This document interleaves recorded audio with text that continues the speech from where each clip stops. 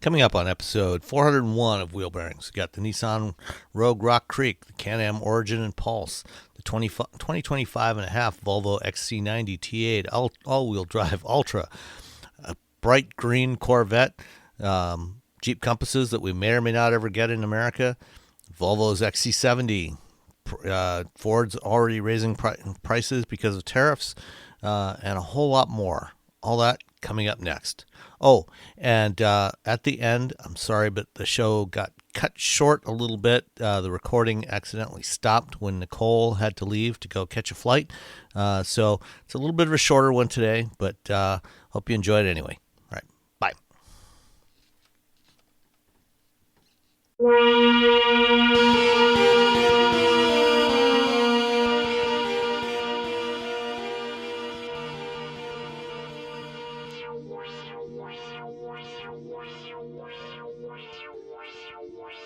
This is episode 401 of Wheel Bearings.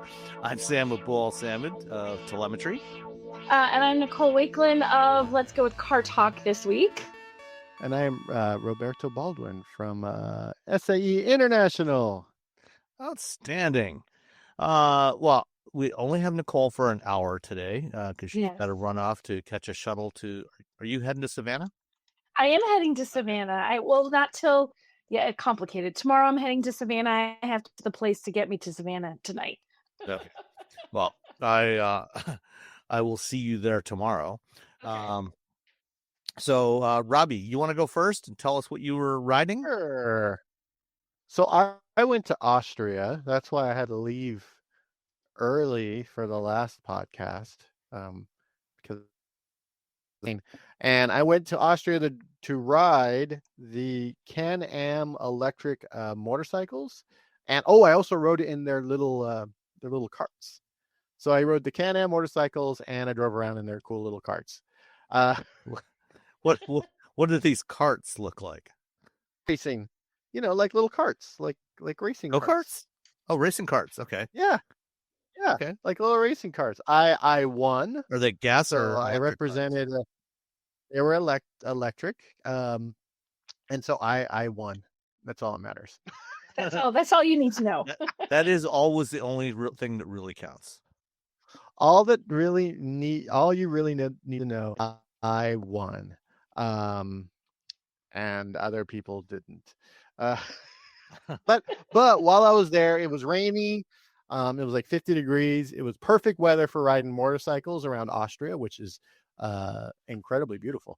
And so I've ridden these before, but the last time I rode them was in 115 degree weather in Texas. I rode but this time it was less hot.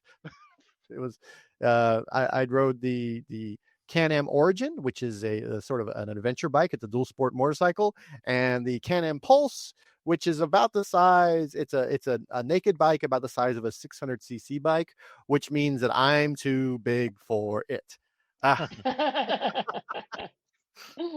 It's fine. Like riding it around town would be fine. These are both essentially commuter bikes. Can-Am is very upfront about that. The Pulse has a range of 100 miles. Is that a nice way of saying that they have a short range? Yes. The Pulse has a range of 100 miles, and the Origin has a range of 90 miles, which is, it's fine when you're, like if I were to ride them right now into the city's maybe 20 miles away from my house. So I would do 40 miles a day. But I would also be driving on the freeway. So I would probably hit, if I were riding, let's say the Pulse. Plus I'm big. So if you're big, you're essentially a big giant windbreak. It's just like the opposite of a sail. I'm just a big slab of wind resistance. So yeah, I should be fine getting to and from work every day on either one of these bikes. That said, the Pulse, the seat height is about 30-ish inches. My inseam is 36. I'm a very weird. So you kind of scrunched up a little. So I'm a little scrunched up. It wasn't too. Leg wise, it wasn't too bad.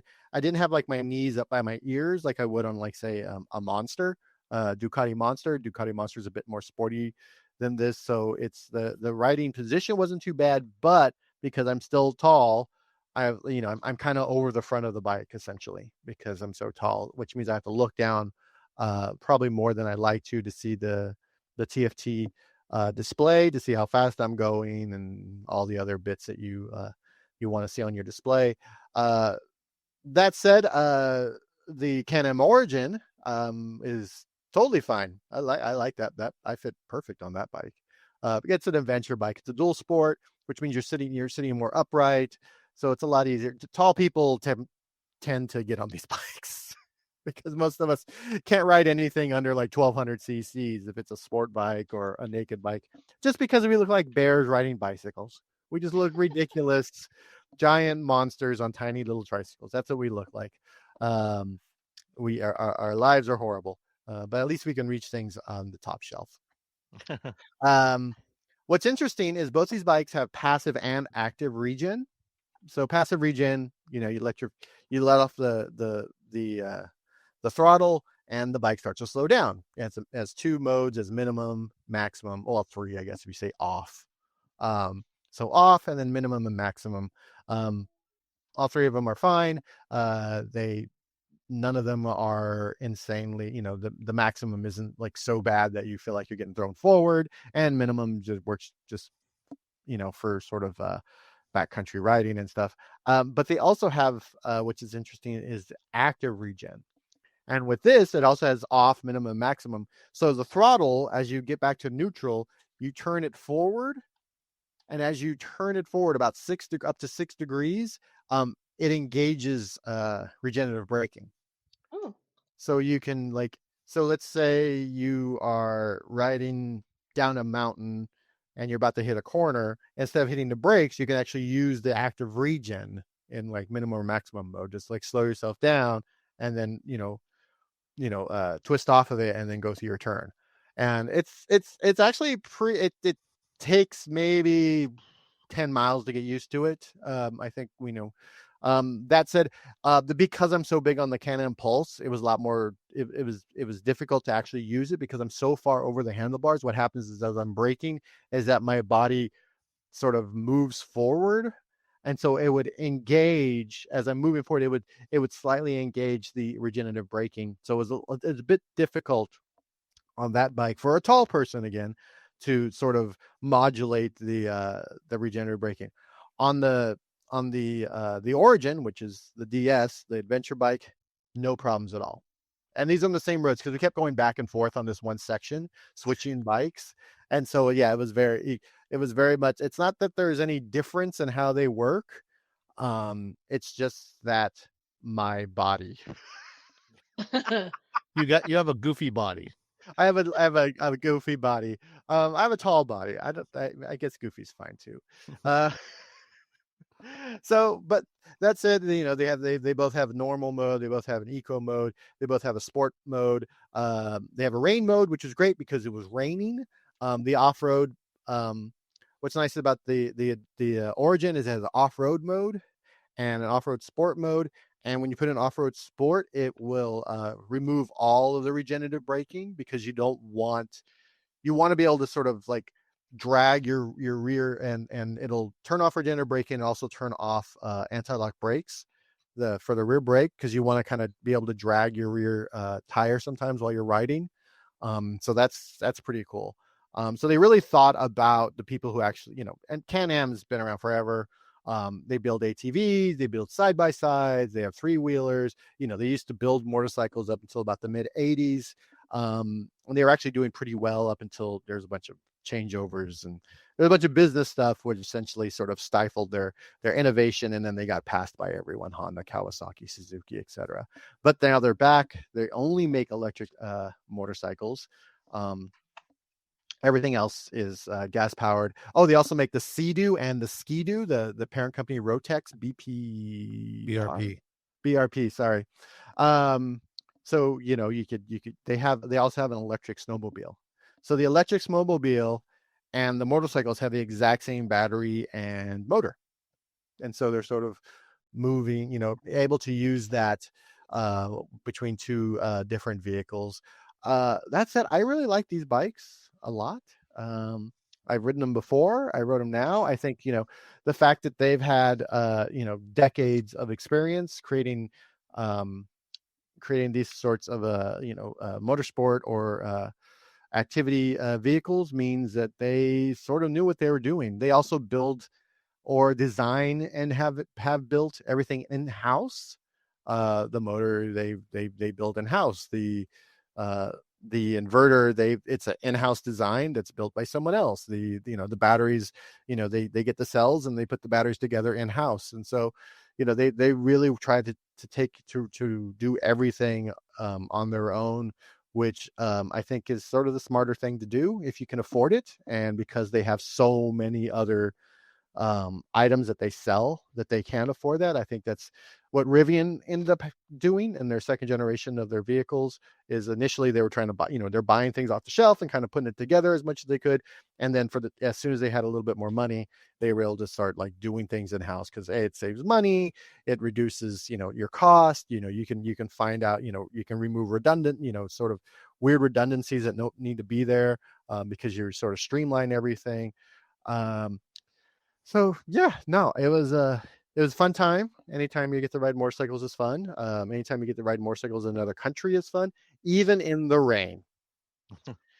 So hold on, let me get the pricing really quick on both of these. They are not cheap because they're electric motorcycles. The Origin, this is the dual sport, the tall bike. This starts at $14,499. And the Pulse, Wow. this is the naked bike at $14,000. So they are not inexpensive, but they are really good bikes. And it's interesting on both of these trips. I don't do a lot of motorcycle drive programs, just because mostly I write about cars. There's not a lot of electric motorcycles. I've ridden a lot of the Zeros. I haven't ridden the Harley Davidson yet. I don't know why I haven't gotten around to it. I guess I'm lazy. Yeah, I was just going to ask you, 'cause, this is a fair bit cheaper than the Livewire. I think the Livewire is like 20 grand to start. Well, it used to be like 30 something grand. It's so Yeah. incredibly expensive. And the Zeros are really good bikes. The bikes from Zero Motorcycles, those bikes are really good. So really the only real competition for Can-Am right now is Zero. And the Livewire looks like it's gotten a lot cheaper. Good. Well, relatively speaking. Now starts at 16,000. All right. So it's like at one point it was like in the 30. It was just so so expensive. Yeah, it was about 30,000 when it first launched. Yeah, and you could get the same specs from Zero for like 17 or something goofy. Did it sell well? Did the Livewire sell well, or does it sell well? No, anyway, there's a oops, what did I just do? I just broke something. There we go. There's a million reasons why it doesn't sell well. One of them is that Harley Davidson people aren't real. That's not what they want, to be honest. Harley Davidson hasn't done a great job at reaching out to a new audience. And so every time they kind of do it, they immediately back off. So they haven't like created a substantial new audience that's beyond the people who just want choppers. And so so it's anyway, enough about Harley Davidson. So Can-Am, Zero, those are the two bikes. I'm really impressed with these both of these bikes, and on both of these trips, I'm with people who this is their job. They go to motorcycle ride programs constantly. They're the me of motorcycles, as opposed to the me of motorcycles. Yeah, so it's like so seeing them, because you can see the people who are a little bit like, I don't know, I've been riding gas motorcycles for all my life, and that's what I review, and I work for and you can see them like very quickly getting very excited about these bikes, like really liking these bikes. And so when you see that, that I think that just sort of shows like how the electric powertrains they're different, but people enjoy them. People who actually, this is what they do for a living, which is ride a lot of motorcycles. And also, but they also understand, there are the limitations to these bikes. I mean, neither of these bikes are your weekend cruiser. You're not gonna, I'm not gonna take this bike up to to ride up and over, Yosemite and come down in Nevada. That's not what this bike is for. There's plenty of just gas powered bikes for that. But yeah, no, I'm a big fan of these bikes. I need to get some of those Zero motorcycles in. They've offered them to me. I just haven't had time.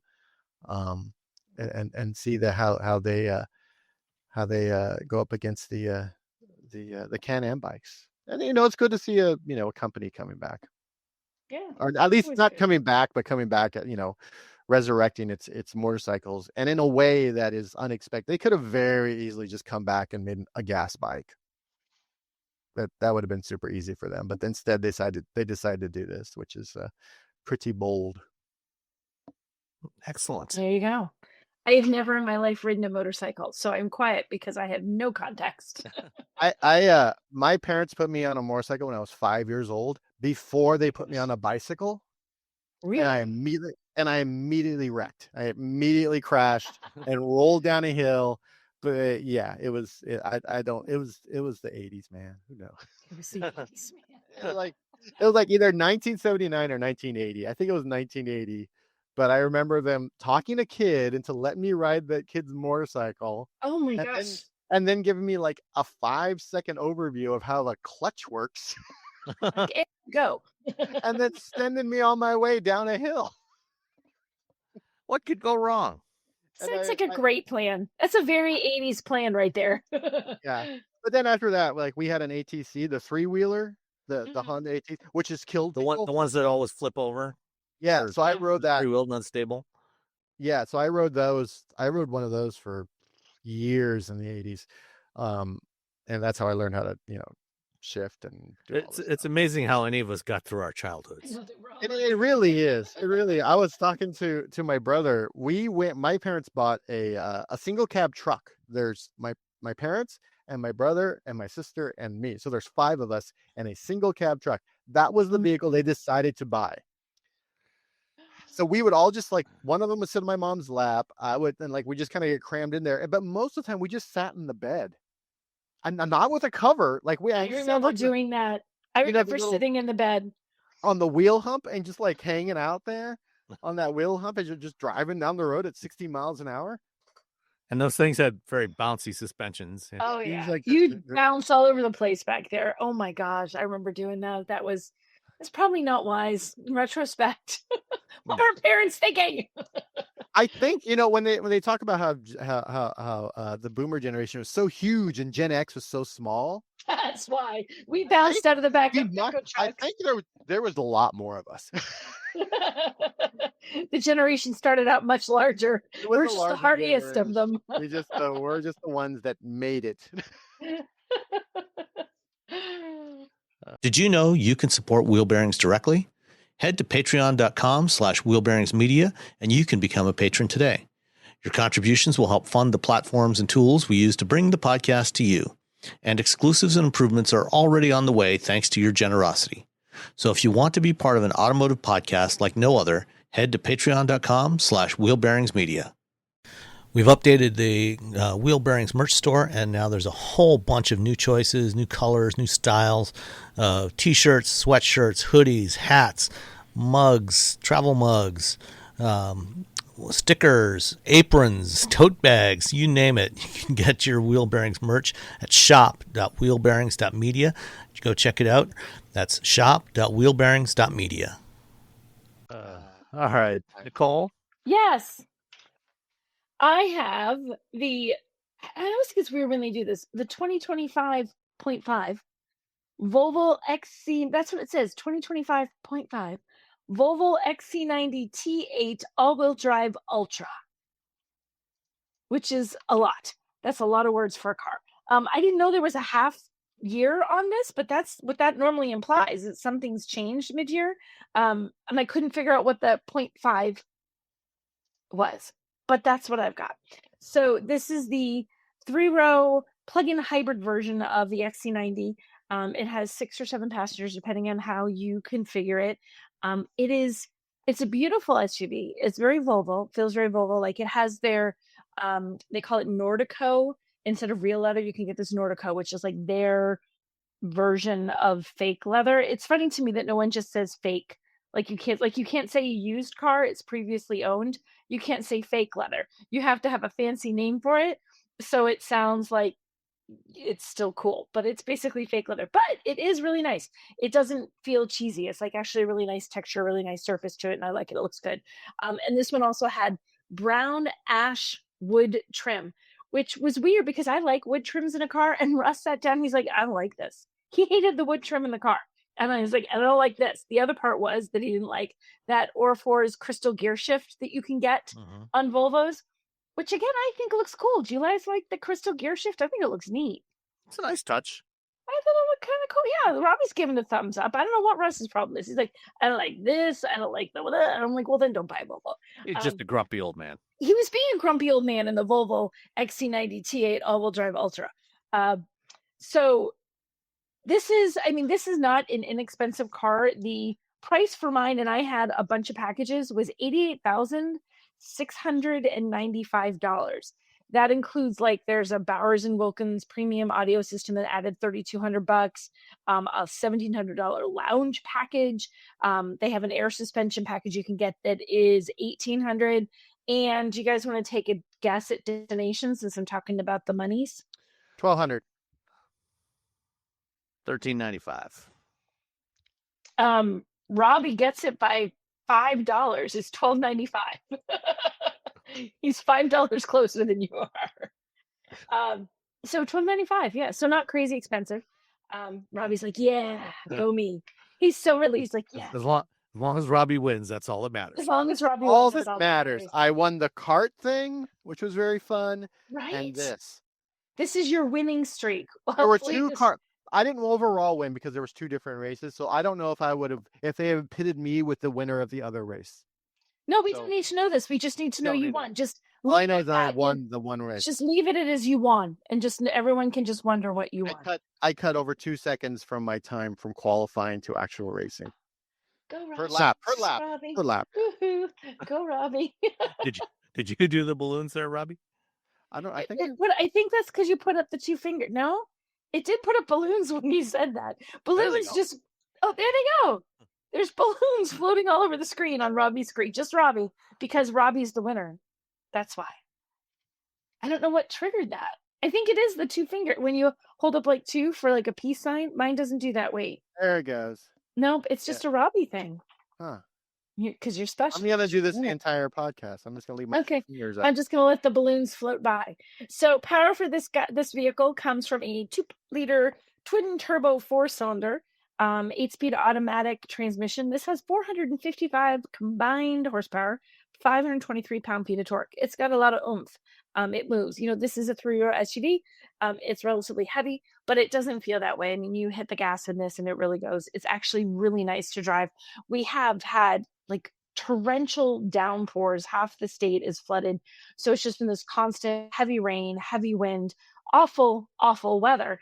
And that can it can make a lot of noise. And it just makes driving not a heck of a lot of fun. But this was really quiet. I was impressed by how quiet this was. Even I can see the trees whipping around outside the window. I can hear the rain on the roof, but it was impressively quiet. And I appreciate that, especially if you're in something that's a 3-row, you probably have kids in there, and kids probably means at some point they're napping and you don't want the wind or a passing truck or something waking them up. So it was a really nice, comfy car. I think it'd be great for road tripping. I thought the handling was good. I mean, it has that, it's not a sporty vehicle despite its horsepower, but it does have sharp handling to it. It's that kind of thing where it handles well, but because it's not sporty, don't expect it to be super tight and super engaging, I guess, on sharp turns. It's a little bit more relaxed, but it is responsive enough that if you like driving, you're going to probably like driving this car.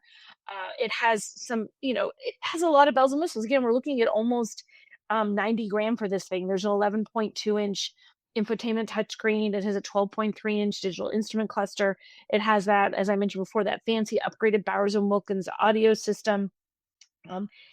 This is a lovely vehicle. I don't know. The pricing is so premium on this. I'm not sure how competitive this really is. You're definitely getting a luxury car, and in this is the Ultra trim, which is the top. There's the Core, Plus, and Ultra. So this is the most expensive version of this I think that you can get.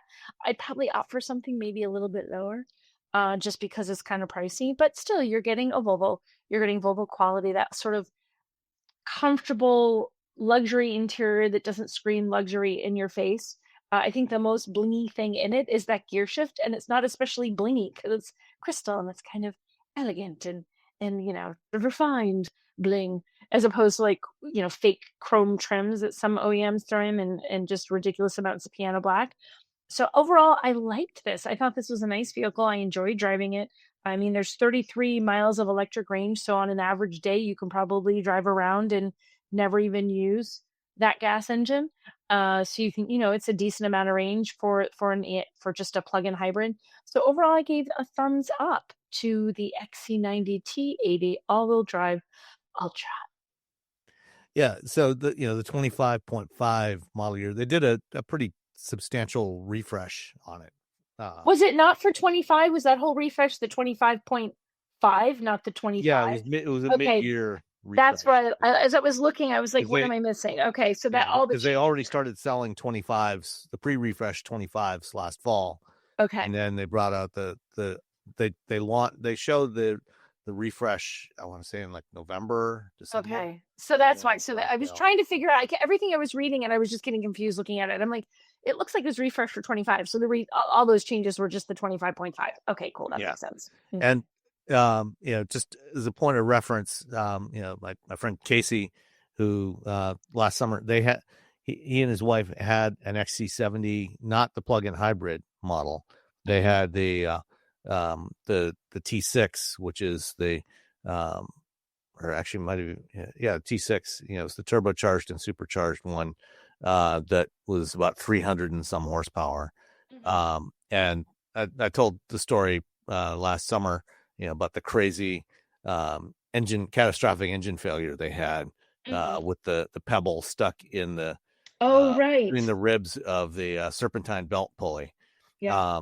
So when they replaced that, they bought a T8, a 2024 XC90 T8, so the plug-in hybrid version, in July of last year. And as of like a week ago, they just filled the tank for the fourth time in almost a year. Yeah. See, that's incredible. So they're doing mostly electric driving. Yeah. I mean, Russ, when he drives his car, and he has even less range on his hybrid, and I mean, I feel like he never puts gas in it. Like every time I see a charge for like gas at the credit card, I'm like, oh my gosh, he put gas in it. Like he never has to put gas in it. And also from a price perspective, you said this one was 79,000? This one is 88,000. Oh, 88,000. 88,000, but I mean, it has 3, 4, 5, 6. It has like $8,000 or $9,000 worth of packages packed onto the Ultra trim, on top of it being an Ultra. These additional packages, so it's got a lot on it. So I think if you just don't go quite so crazy with the packages, this is a pretty well equipped version. You can knock a chunk off that price. So a BMW X7 xDrive 40i, the base X7, which is their 3-row, which is similar in size to this. 375 horsepower. It's not available as a plug-in hybrid. It starts at $85,000.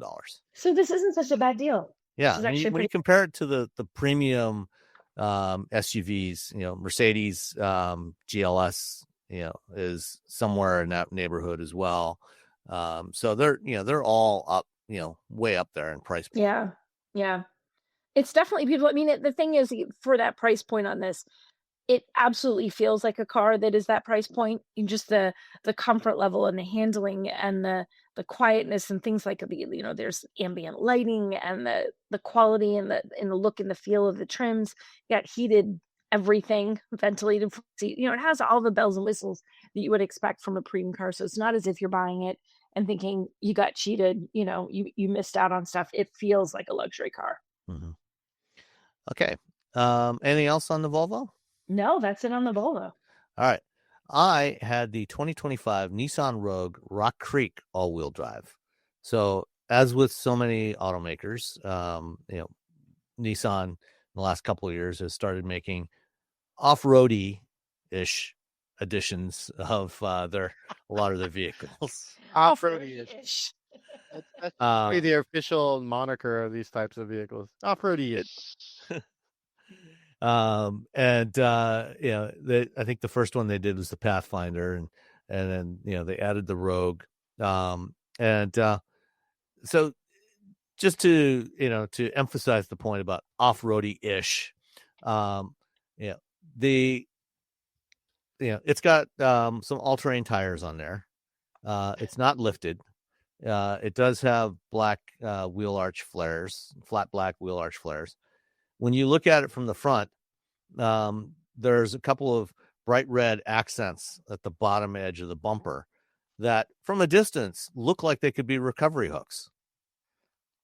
Psych. The key is from a distance, they look like they could be recovery. Oh, geez. When you actually get up close, you realize, no, they're just red accents painted on the bottom edge of the bumper to look like recovery hooks, but there's not actually any kind of gap there. So not really an off-roader. It has, for this type of vehicle, like the Hyundai XRTs and things like that, within the limits of its limited ground clearance, it can do some very, very light off-roading with those tires. At least the tires give you better grip, when you're on a trail. So if you're just, going up a 2-track up to, a cottage or something like that, it'll be fine. But this is not something you will want to take to an ORV park. The Rock Creek does have a roof rack, a pretty nice roof rack, so you can, mount all kinds of stuff up there. You can, put your bikes up there. You can get accessories to mount your bikes up there, put your surfboards and paddle boards and assorted other stuff, extra storage for camping gear. So it, sort of looks the part. The color of this thing is pretty cool. It's let me see if I can find the actual color name. It's like a light brown color, and there's lots of black in the grille, and of course, as a Rock Creek edition, it gets the 3 slots along the leading edge of the hood, like you have on the Pathfinder and the Frontier and so on. Kind of harkening back to the old hard body pickups and original Pathfinder of the 1980s. All the Rogues now have the 1.5 liter 3-cylinder turbo. It is the variable compression turbo. So it's basically a 3-cylinder version of the engine that they have in a lot of the Infinities and in the Altima. 201 horsepower, 225 foot-pounds of torque. It doesn't actually feel like it's got 200 horsepower. I think mostly because of the CVT. It just doesn't feel that quick. But it's okay. It's adequate. Good enough. No. Yeah. Very No, I good. mean, for most people, for most driving, you're not going to win any drag races with this thing, except maybe against a Sentra with a CRT or CVT. But fuel economy was, so. It's rated at 27 city, 32 highway, 29 combined. I got like 27 on my fuel economy loop. Wow. So Yeah. not terribly impressive. There's no hybrid version or plug-in hybrid or anything like that. There is a hybrid version of the Rogue coming, I think, next year. Yeah. We don't have that yet. Am I allowed to talk about that? I forget. Well, they've said that there's a hybrid Oh, version yeah. coming eventually. I drove it. Wait, am I allowed? God dang it! I can't remember. I think I'm allowed to talk about it. Robbie, just shut up. It's fine. Poor Robbie. He was winning everything till right at that moment. Like, what? Am I allowed to talk? Don't say anything else. Say nothing else, Robbie. It has the original ProPilot assist, hands-on lane centering, none of the hands-free stuff. The interior is nice enough. The seats are comfortable. There's good room in the front, both the front row and the back seat. It's only a 2-row. None of this nonsense about trying to stuff a useless third row into this thing, because it's just not big enough for a third row. So you have plenty of room. There's plenty of cargo space in it.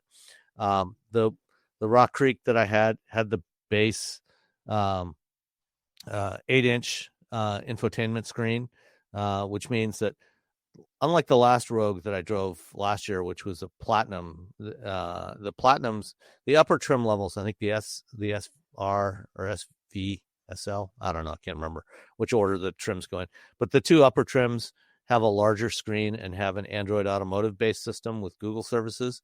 This does not. It's just an 8-inch. It does have support for wireless CarPlay and Android Auto, so that that works fine. But unlike a lot of vehicles that have wireless Android Auto and CarPlay support, to initially set it up, you do have to plug it in with a USB cable. And then, Really? then once you've configured it, once you've paired your phone to the car over the USB cable, then after that, you can leave it unplugged. Is that a normal thing? Have we seen ours do that? I've seen it on some vehicles, but most of them you can do it without actually Yeah. plugging it in first. Oh, that's interesting. Yeah. So it's a fine upper compact crossover, smaller midsize crossover. Would I take it over a CRV or a RAV4 or a Tucson? Yeah, maybe. Depends on the deal you could get on it. Sticker price on the Rock Creek. Depends on the deal. If they'll give it to me, I'll take it. I probably wouldn't spend the money on the Rock Creek because you frankly don't get enough for that. You're probably better off with one of the other trim levels. All in, this one had the Rock Creek Premium package for $800. It gives you the hands-free power liftgate, reverse tilt-down mirrors, 4-way power passenger seat, wireless charging pad, and heated steering wheel.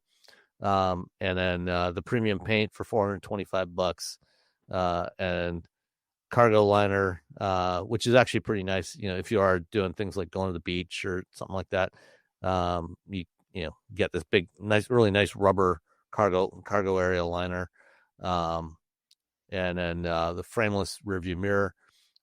$38,890. So just shy of $39,000. A lot of money for something with fake recovery hooks. Yeah, I just was looking. I had to pull up an image on to see what it looked like, and you're right. From a distance, it does look like fake. They're real. And knowing they're fake, I thought, unless you said that, the picture makes me think it's real from a distance.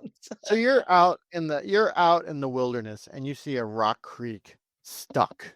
And you look and you're like, oh, they have some recovery hooks. I'm going to go help this person. I can help those guys. And then you get all the way down there and that's not it. I mean, you can still help them. It's just not ideal. Yeah. You got to reach under and strap something to the suspension control arms or something. You think it's going to be easy and you go, oh, fudge, when you yeah.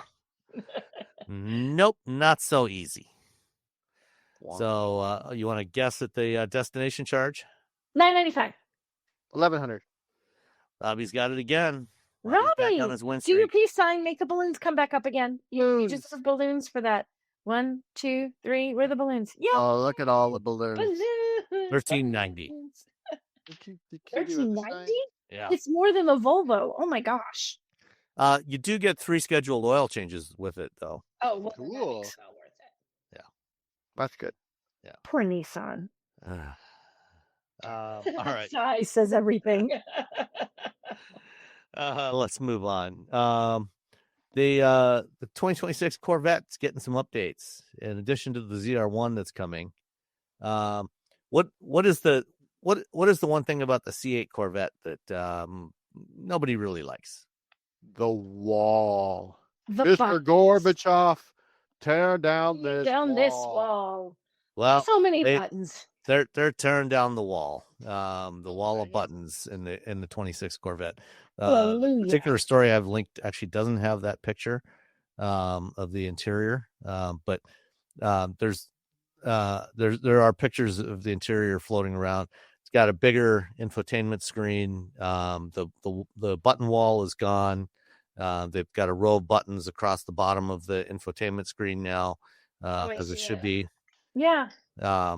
But the best thing about it, this new color, Roswell green metallic. I love it. It's Roswell green. If there's not a little alien hidden somewhere on this car, like an There's gotta Easter egg of like a little stereotypical alien face with the big oval eyes, I'm going to be so disappointed. This is like a seriously bold shade of green. I love this. Gorgeous. Yeah. Yeah. So that's coming this later this year. So big. I think good improvement for the Corvette. And That was the one thing. The one hopefully thing I driving never as the liked. R1. Those buttons were the one thing that I never liked. The buttons were Yeah. so, and if you were the passenger, I know it's a driver-centric car, but if you were the passenger, they were impossible. Like you couldn't because they use were them, tilted towards the driver. right? You literally couldn't use them. I think there was like a row of 14 buttons stacked along the top edge of this wall, and they were all identical. Yep. And you couldn't really use it without looking at them. No. And they weren't really clearly marked either. So It was a weird design choice, and it was like such a neat vehicle. And I'm like, wait, but what happened here? Did somebody take a nap when this was approved? It was the worst idea. And I'm glad. Thank you, Chevrolet, for getting rid of that. That broke my heart that the buttons were so. all right. Jeep this week or last week, I guess, actually, in Europe, they unveiled the new Compass, the next generation Compass. Cool. And this is going to be it's going to launch in Europe this year, built in Italy at the Fiat Melfi plant. And it's going to be available as a hybrid, a plug-in or a mild hybrid, a plug-in hybrid, and a battery electric version with up to 650 kilometers of range. So about 400 miles of WLTP range. So probably somewhere around 330, 340 miles of EPA range.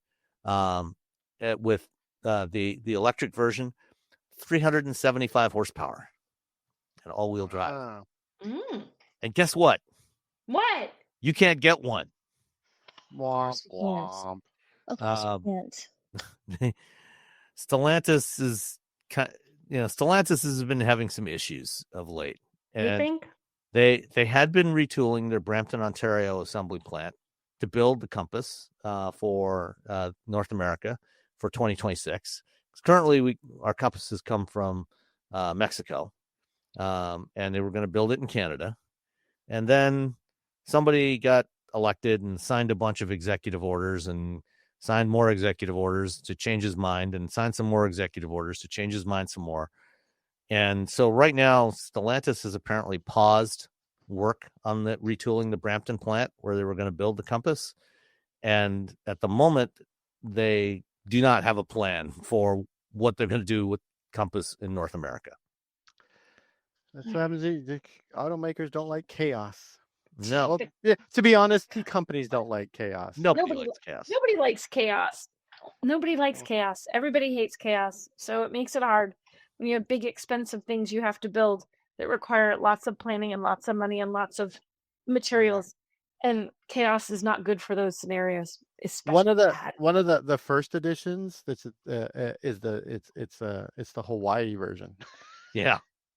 The Hawaii version? So there's the new Jeep Compass first edition Hawaii. Wait a minute. Do you have a picture of what that means? And then it's the green one. Color scheme. Is it the green one? Yeah. And then the other is a new Jeep Compass first edition Pacific, which is blue. Ooh. I like the Hawaii. Yeah, I like the Hawaii. I just like to have it here.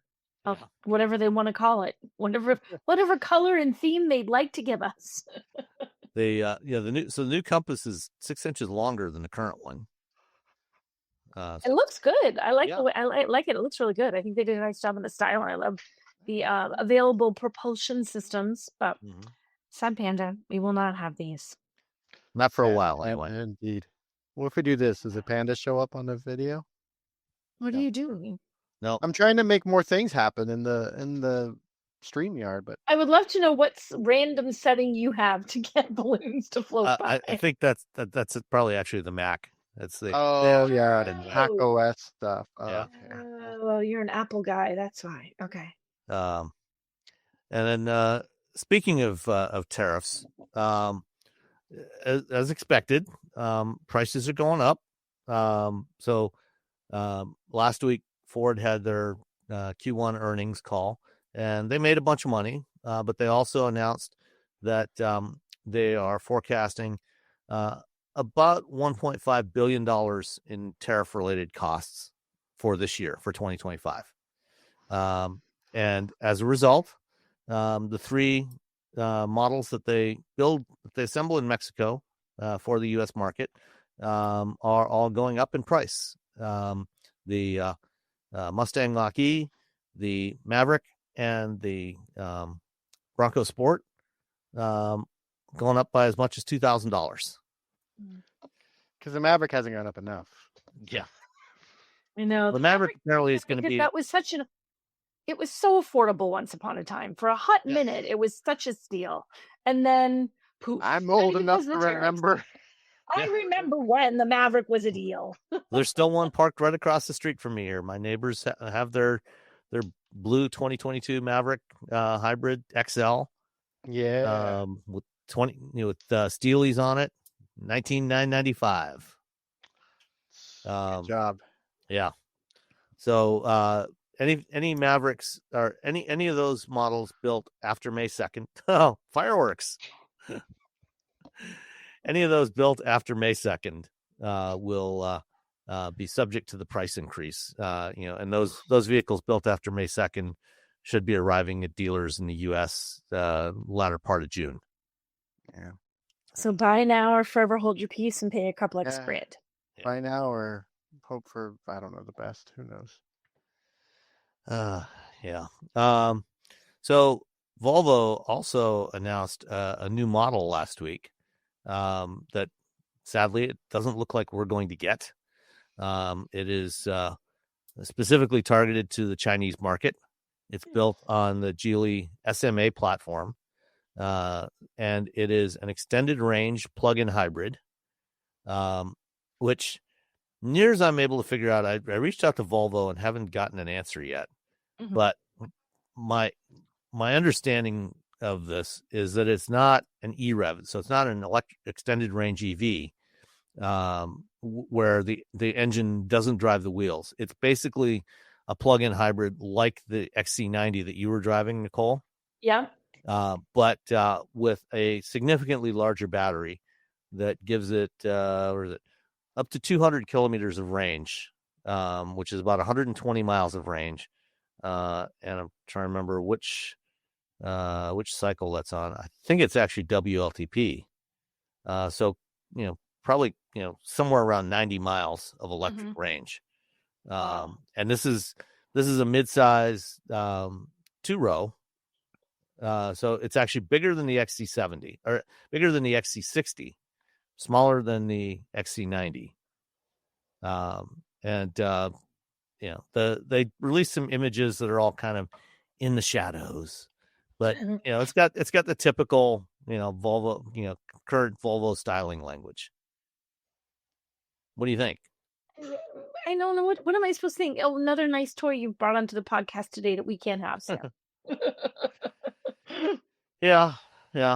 More stuff we can't have. Sorry about that. But no, it looks good. I think it looks good. I mean, it's not for our market, so it doesn't, but all that's packed into it sounds really good. But speaking of stuff we can't have. No, let's not keep doing that. What are you torturing me this week? Just more stuff you can't have, Nicole. What now? Laser.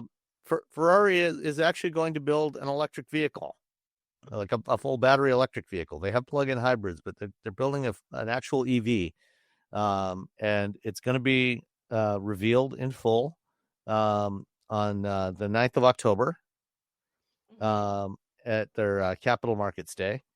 And this thing looks pretty sharp. That's pretty cool. Is that something we can't have, or are you just saying because it's going to be a Ferrari that I can't afford, we can't have it? More the latter. It's imagined here by Auto Car. So what's this at the bottom? Thing at the bottom. This. Okay, darn it! I hit this website is driving me nuts. slowly, as I'm scrolling, like an ad will pop up and it shoots all the text down. That's just happened. I'm trying to scroll down. I'm like, I can't scroll. Trying to scroll. There we go. All right. Well, I can't really tell too much. The one The- that's connected to the Ionity charging station. It's That cool that they actually put a looks big more like light a on it. crossover. Yeah. It does. It looks a little weird though. I mean, they're clearly trying to make that weird, right? Yeah. And And it's succeeding. I mean, this is, it looks like it's testing in Sweden. So it's got a high powered light bar on the front. You could see the reindeer from, a few miles away before you hit them. That looks like something like a kid would design. Like, and I've designed a car. This is what I want to build. Put this weird light bar right on the front of the hood. Those are actually pretty common in Sweden. It looks these fine, high powered though. lights. It looks like a light bar. It looks like the kind of thing a toddler would design. Yeah. I can see so far. I can see into the future. Okay, so something we can have, and that we will have. Finally. Yes. Hyundai is starting to deploy plug-and-charge. So they're Dun dun dun. updating software on their EVs, starting with the Ioniq 5 and the Ioniq 9. So you get plug-and-charge. So when you go to an Electrify America or a Tesla supercharger, you don't have to mess around with any apps. As long as you've set up your payment method in the vehicle, you're all good to go. Just plug in I and love that. go. That's my biggest struggle is like when apps don't recognize, or it's like, oh, the app has logged me out. I got to log me back in. Oh, wait a minute. I'm going to stand here. Wait, hold on. I hate that. So just plugging in, having it work. That's amazing. Yeah. Well, yesterday, It won't work for GM, my car. It's for 2025. GM, recently, rolled out updates for the for their EVs to enable supercharger access, but for some reason they opted not to put in plug-and-charge. And I had a Cadillac Lyriq. I was testing the Electron Vortex charging adapter over at the supercharger station, and made it a real pain because I had to plug it in and then open up the Tesla app to initiate the charging session and then later stop the charging session. I don't want to have to do that. I want to just plug it in and go. It should be easier. Yeah. Well, I have a 2024 Ioniq 5, and this doesn't You work. are out of luck. Yeah. It's 25. I'm SOL. You are SOL, Robbie. Your winning streak is over. Well, I mostly use Electrify America too because I get free charging. It's not even available on this. It's Iona, which supercharger. Okay, Charge Point. Which There are 13 Iona stations open now. 13. Yeah, but none of them are near me. They're all in places that actually need charging. Like we're okay in Northern California. They just started a few weeks ago. Yeah, Give them time. They're supposed to have 200, I think, by the end of the year. Yeah, Well, but where they're putting them they're needed. The last place that needs more, like Northern California should be the last place because there's a lot of charging here. Yeah. It's not like other places where you're like, oh god, there's only one charging station. Well, even though I have 3 different DC fast chargers within a mile and a half of my house, I still want an Iona station here. Yeah, it looked nice. Yeah, you might get one. You could. It might at some point. Although they probably won't put it right here, but yeah, well. Right at the end of your driveway. Yeah. All right. Last Sunday was the F1 race in Miami, and usually at F1 races, and most races before the race they have a driver's parade, like in IndyCar. Each of the drivers hops into the back of a Chevy Silverado and they go around the track and wave to the fans and everything as they're going around the track before they climb into their cars. At F1 races, they all climb under the back of a flatbed pickup or flatbed truck, and they all ride together. For the Miami race, they did something new. They partnered with Lego, and Lego built 10 full-size running Lego F1 cars. Did you see the videos from this? Yeah, I did. They're absolutely hilarious. Some of them, the drivers are recording, and you can just hear them laughing and sassing each other like a bunch of 12-year-olds. It's the funniest. It was my favorite part of it all. They're 2-seaters, so each of the 2 drivers from each team rode together in one car. One was driving, and the other one would be doing stuff. And these things go 12 miles an hour, which is pretty impressive for a Lego car. But I guess these things are made up of like 440,000 pieces for each Well, of these and they cars. started off and they're all driving and they're like, one guy's like, go faster. He's like, I can't go faster. And then all of a sudden they start bumping into each other. Yeah. Like they're like damaging. I'm like, oh gosh, it took like how many man hours to make those Lego vehicles? And then whatever, one lap around the track, crash, crash, crash. Everyone's missing fenders and front ends and Lego bits everywhere. They still ran, but they were not as pretty as when they started. Yeah. But these are pretty impressive Lego cars. They were very impressive. It was fun. If you haven't Googled to find the various videos that are out there, like the shorts, it's hilarious. It's really funny to watch these guys racing around the track in Lego cars. I'll include a video in the show notes. There you go, because it's fun. Little piece of advice from the Utopian this week. If you have a Volvo XC90 EX90, do not photograph it while it's turned on with your iPhone. It may destroy the camera in your phone. Oh, I'm reading this. Yeah, the laser What? and the luminar lidar sensor on top of the windshield is eye safe. It won't hurt your eyes, but it will hurt your phone. No way. Yeah. Well, I guess how many people take pictures of their cars, generally speaking? That's an us thing. That's an automotive journalist thing, I think. Somebody buys a new car, takes a snapshot of it, posts it on Instagram or something. I guess that's true. You might post, but like, I bought a new car. Click. That's true. So be careful if you're photographing your car that has lidar on it. It might destroy the sensor in your camera sensor in your phone. That seems like a bad thing to have the car designed that way, but whatevs. All right. I know you've only got a couple of minutes left, Nicole. I do. I have mere moments. We've been rushing through the stories. Yeah. What, Robbie? I was just like saying dun dun dun. Oh, okay. Sorry. We got one left. So the new Mercedes CLA. It's launching in Europe and other markets this year. I think we get it next year. It's going to be the first Mercedes with an SAE J3400 charge port on it, also known as NACS. And it's the first one they've done with an 800 volt electrical architecture. So it can charge at like 320 kilowatts. But some stories came out last week that you will not be able to charge it on a 400 volt DC fast charger, which is like Tesla superchargers. Why? Pretty much all but two, and I don't even think those two are open yet, because those are all 500 volt. All the Tesla superchargers that are available now are 500 volt, so they don't work with 800.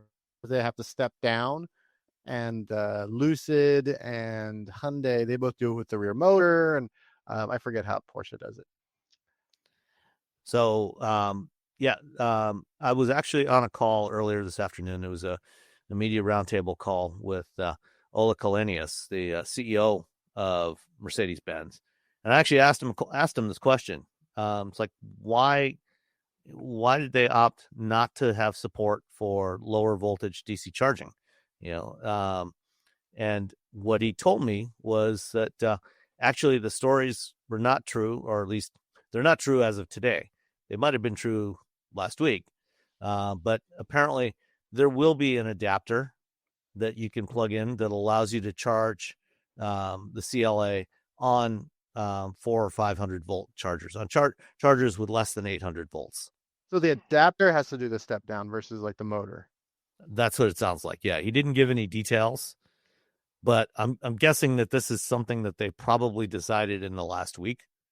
Like, oops, this was not what we intended.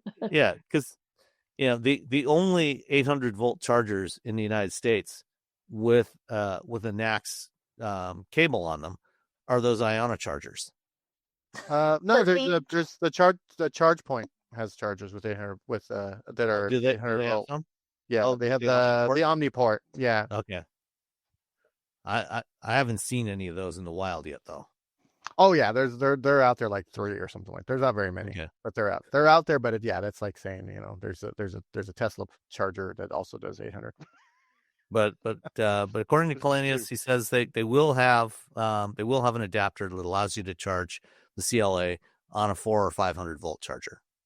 All right. There you go. So wait. So will it be NACS to Right. NACS, or will it be CCS to NACS? So you have to have See you, two. Nicole. Bye, Out of here. Nicole. Bye, guys. See you tomorrow. So I'm curious how the adapter will work. Will it be CCS to NACS, or will you give you two adapters, one CCS